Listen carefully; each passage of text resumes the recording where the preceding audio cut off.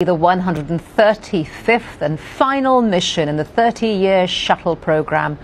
While NASA steps back, commercial space operators are gearing up to sell seats to travel into space. Scott Heidler has more. This past December, just down the road from the launch site reserved for the space shuttles at Kennedy Space Center, a Falcon 9 rocket lifted off from its launch pad, marking history in the next era of spaceflight, manned commercial rockets. Off the ground. Atop the Falcon rocket, 48 meters high, sits the Dragon capsule, the crown jewel of SpaceX, one of 4 private companies contracted by NASA to ferry goods and ultimately astronauts to the International Space Station. Their biggest achievement so far, successfully returning a spacecraft to Earth from orbit.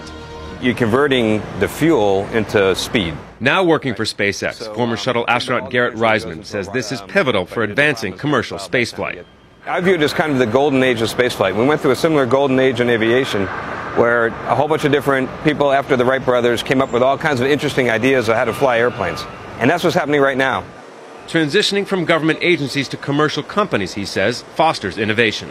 It's time to hand that over to the commercial sector to look at doing it more safer, more cost-effective, and more sustainable.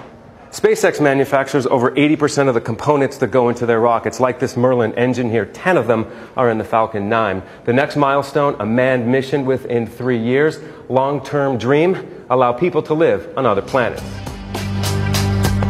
In addition to its $1.6 billion contract from NASA, SpaceX launches satellites for $54 million each. Ultimately, they hope to fetch $20 million per seat for astronaut rides up to the International Space Station. And because they can carry 7 people at a time, the price per person should be much less than NASA ever achieved with the shuttle. If we are ever going to realize all those dreams of science fiction, of like people being able to take their vacations on Mars and stuff like that, it's not going to happen if we design, develop, test, and fly one new spaceship every like 30 years. Liftoff. But the shuttle is proven technology. SpaceX has a long way to go before its program can be called a success. Still, experts believe the changes in the industry should allow NASA to focus on missions deeper into space. And we have state preparation. Scott Heidler, Al Jazeera, Hawthorne, California. And joining me from San Diego in the U.S. state of California is Chris Radcliffe, a space advocate and co-founder of San Diego Space Society. Thank you very much for being with us. So what is the future of U.S. space exploration? Is privatization the way to go? Oh, I definitely think it is. It doesn't mean that NASA won't have a role, but the private companies are going to be providing most of what we use to go to space.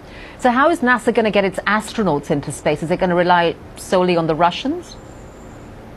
Well, for the short term, yes. The Russian Soyuz rockets are really the best way to get astronauts to and from the space station.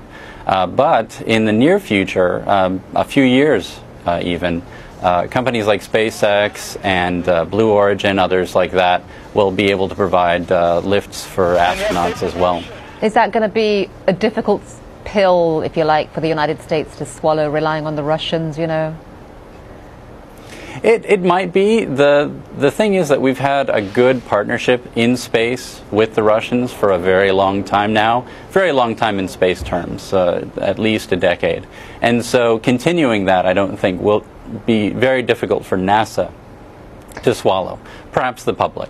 So if to some extent you're saying that privatization is the way to go, I mean, do you have any kind of concerns about the business models that would be sort of used? I mean, presumably it's all about sort of efficiency and profit and perhaps not such a great emphasis on safety? Well, the interesting thing about that is that in the case of space travel, as with any other kind of travel, you're not going to get paid if you kill off your passengers. And so they're actually more concerned with safety than I think anybody else might be, because it means their business, because every single passenger has to come back and be smiling and happy when they do. So we see this already in terms of companies like Zero-G, which fly people on weightless flights and have actually developed well beyond the NASA levels of safety and security and comfort for their passengers, because they know that they want those people to come back and pay again. All right. It's an interesting argument. Chris Radcliffe, thank you very much for joining us. Thank you. A dust storm of historic proportions has swept across the U.S. state of Phoenix in Arizona. Sand blasted the area in winds of up to 80 kilometers an hour on Tuesday evening, and in some areas visibility was dropped to zero. Flights were grounded and many residents were left without power. And that's it.